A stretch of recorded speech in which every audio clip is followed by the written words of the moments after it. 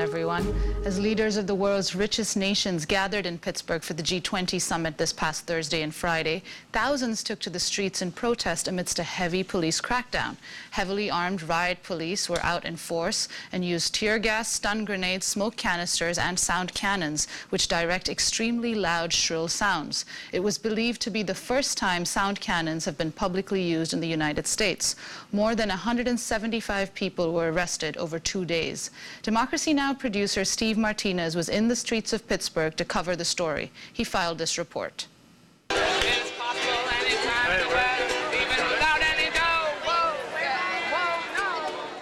Activists from around the country gathered in Arsenal Park in order to protest the G20 summit. This is protest organizer Albert Petrarca. We had to go to federal court last week just to get the bare minimum of permits needed to pull this off. So the whole thing has been a conscious strategy on the part of the government, from Mayor Ravenstahl all the way up to the West Wing, to try to tamp down the turnout, because the last thing that Obama needs right now is for there to be protests from his left, from his base. Some of us will go to jail today. No. We will take care of you. We will be there when you get out. Some of us may lose our lives today. We will respect you. You will be our heroes. Tell me what democracy looks like. This is what democracy looks like. Tell me what democracy looks like. This is what democracy looks like. Tell me what democracy looks like. This is what democracy looks like. Tell me what democracy looks like. This is what democracy looks like.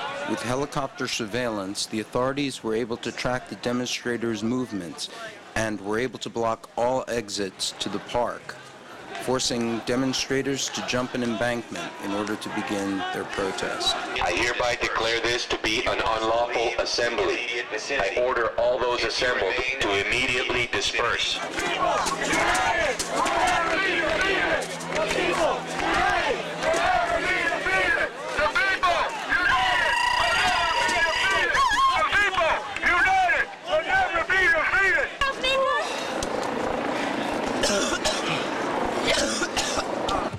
We've been tear gassed. We've just been gassed. Actually, no violence at this point, except on the part of the police. It's like total burning of the nose and the eyes, the mouth. The demonstration was orderly, disciplined, peaceful. And we got to the corner of 37th and Butler Street, and the police just decided to unload tear gas. If you do not disperse, you may be arrested and/or subject to other police action. Other police action may include actual physical removal, the use of riot control agents and/or less lethal munitions, which could cause risk of injury to those who remain.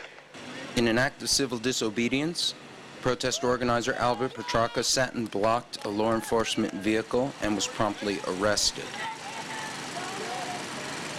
Then the police turned on their new weapon of crowd disbursement, the sound cannon.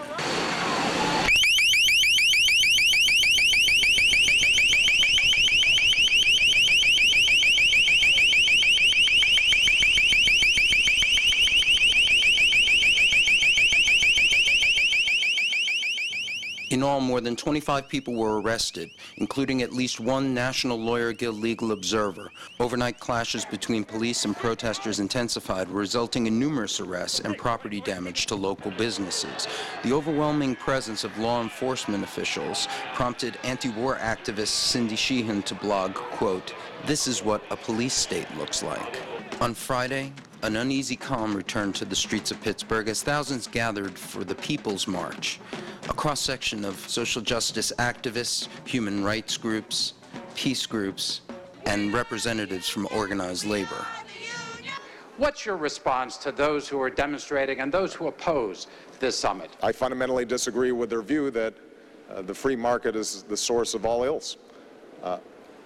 Ironically, if they had been paying attention to what was taking place inside the summit itself, what they would have heard was a strong recognition from the most diverse collection of leaders in history, that it is important to make sure that the market is working for ordinary people.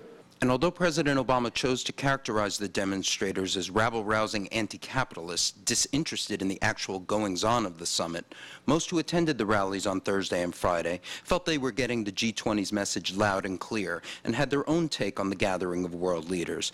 This is musician and activist David Rovics. The G20 generally represents very wealthy countries that don't have the interests of the people at heart.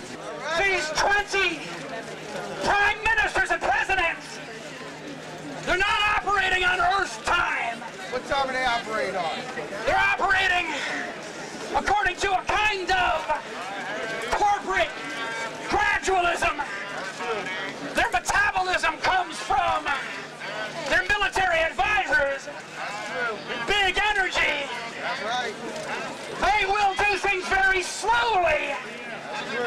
You will try to accommodate their investors. As far as I'm concerned, they are accommodating the devil. Let's cast out those devils.